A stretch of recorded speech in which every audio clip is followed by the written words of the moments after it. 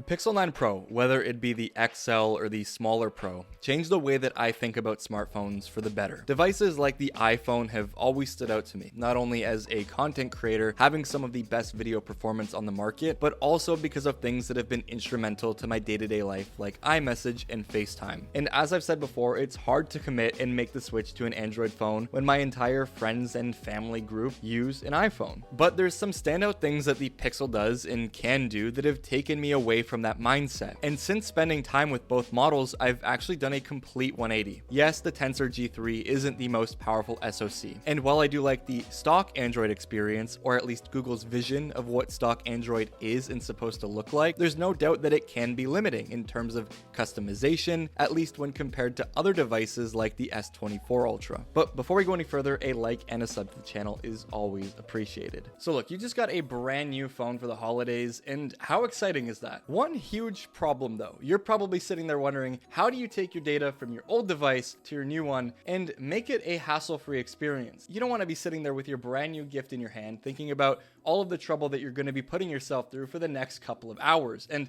that's where Dr.fone comes in. This is Dr.fone phone transfer. And all you need to do is search for Dr.fone on Google, download and install the phone transfer software, and connect both your old and your new phone to your computer. Select phone transfer, choose the data that you want to move, like photos, videos, contacts, and messages, and click transfer. It works seamlessly even if you're switching between iOS and Android. Yes, you can transfer data between iOS and Android and vice versa, and you can do it all with just one click. And just like that, I'm all set. It's a new phone, new data, and I didn't have any problems, and it was a completely stress-free experience. It really is just that easy, and make your holiday phone setup hassle-free by downloading Dr.fone phone transfer using the link in the description, or just search on Google for Dr.fone and get started. Anyways, I have made 4 videos about these devices, and over the last 3 months, I've really come around for the better. See, the Pixel on paper doesn't tell the whole story. Truth is, it's the most fun that I've had with a flagship. It's my favorite looking phone. The 9 Pro is my favorite feeling phone, making me realize that the smaller 6.3 inch size is more favorable to me, and it's also just hands down the best camera that I've used in a smartphone. I think there's a question that gets asked about the Pixel though. Seeing as how Google is still a very young and small player in the industry, people do have their reservations. Is it going to last? Is it durable?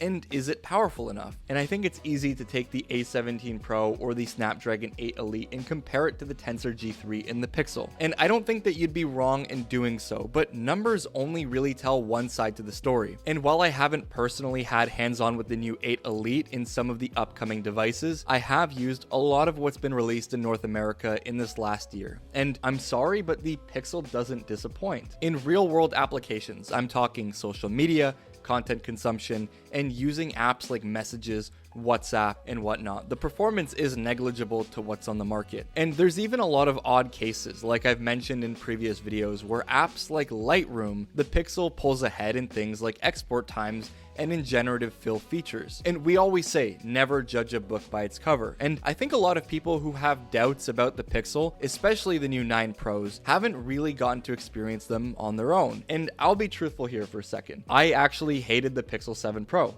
I thought it was not a good device at all, and I had a lot of issues with it, and I've made that very clear and abundant in past videos that I've done. And I wasn't even going to give the Pixel 8 Pro a chance, but I did, and I really liked that device. And now with the 9 Pro, I like it even more so than I did the 8 Pro. And I think in the last couple of years, Google has improved a lot, and these devices now are a lot more compelling than what they used to be, at least for me. And there's just genuinely things that I really do enjoy, like the display. It's really good. Its 3000 nit peak brightness is super bright. It looks really good in HDR content, and it's very visible outdoors.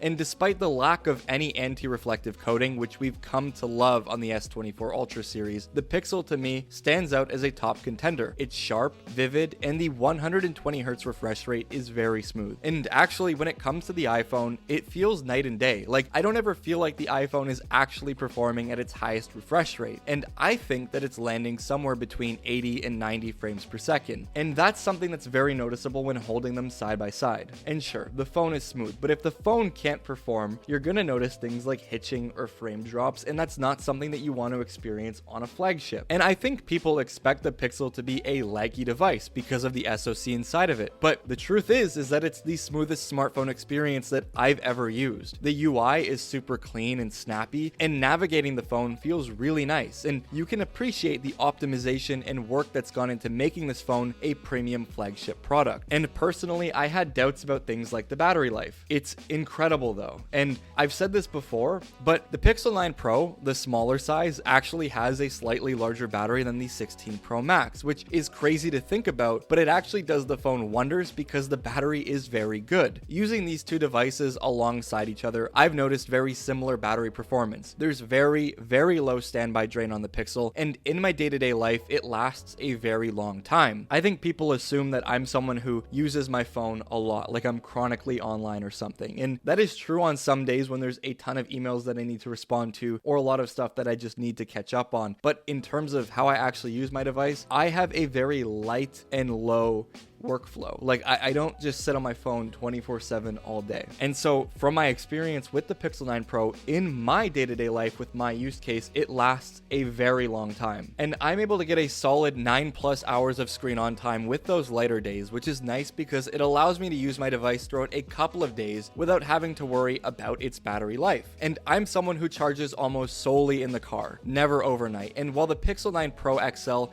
has a 37-watt charging speed, the 9 Pro only goes up to 27 watts, though a quick 15-minute drive from my house to the studio gets me about 35% battery life on the Pixel, so a drive to and from work gives me enough battery life that I need for the day, and it's not something that I ever have to think about. I don't have battery anxiety with the Pixel, or truthfully, with any device that I've really used this year. And that's a really good thing. And we can sit here and nitpick all we want. Like, these devices should have graphene batteries, they should have 200-watt charging, they should have 20,000 milliamp hour batteries. And sure, we see a lot of competition from manufacturers and devices coming out of Asia. Here in North America, the Pixel really isn't behind anything, and in my opinion, it's actually a cut above some of the other devices that we have readily available to us. And for me, that's all I care about. It's great, and I don't have a complaint about its battery life, its longevity, and so on. And something like AI, well, this is a talking point that's just expected now, whether you like it or not. But I really do feel like the Pixel is the only true AI phone that we have on the market. I mean, Google is Android, Google is Pixel, and Google is Gemini. The iPhone uses Apple Intelligence with ChatGPT to handle a majority of prompts, and the S24 Ultra, it also uses Gemini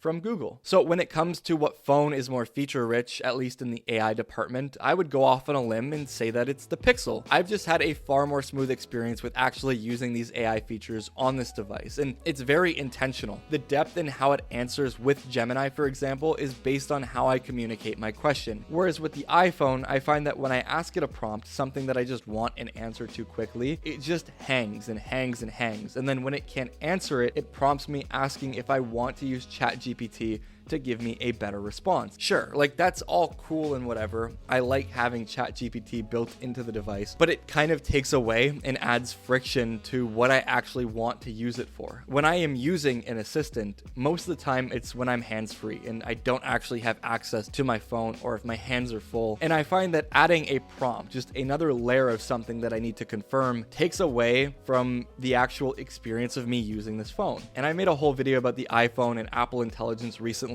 and how I've just been disappointed. Some of the issues that I've addressed specifically with the voice dictation and things like Apple CarPlay have been fixed, but at this point, I feel like the iPhone, even until now, like almost at the end of 2024, it's not complete, and it drives me crazy. I just think that a lot of the features that we've been sold on with the iPhone are yet to come, and I don't think that's realistically cool in any way for a device that cost me about 2,000 Canadian dollars. Whereas with the Pixel, don't get me wrong, I'm not someone who's super invested or cares a lot about AI, but it doesn't impact my experience negatively. And I actually feel like in a lot of cases, the Pixel with Gemini does improve the experience that I get on the device. Now, I'm a big fan of how Google handles things like voice dictation, specifically allowing for multiple speakers pictures, being able to get accurate transcripts quickly, and like I said, I'm a fan of how Gemini is not behind a secondary action or confirmation because it's just baked into the assistant. Now, the Pixel 9 Pro is also just a really good camera. And I mentioned this already, but I feel like sometimes it's actually just understated. This is the best point and shoot camera that I've ever used by far. The colors are handled really well. There's a really nice contrast in the scene that seems realistic enough, but I also feel like it brings a lot of life into the image and what you're shooting. The truth is that when I have a Pixel on me, I take more photos. I think I just like how the out of camera image looks. There's no editing required. They're very shareable, and it also just captures the scene in a way that I see it, or at least I'd expect it to look out of camera. And sure, the iPhone's raw photo mode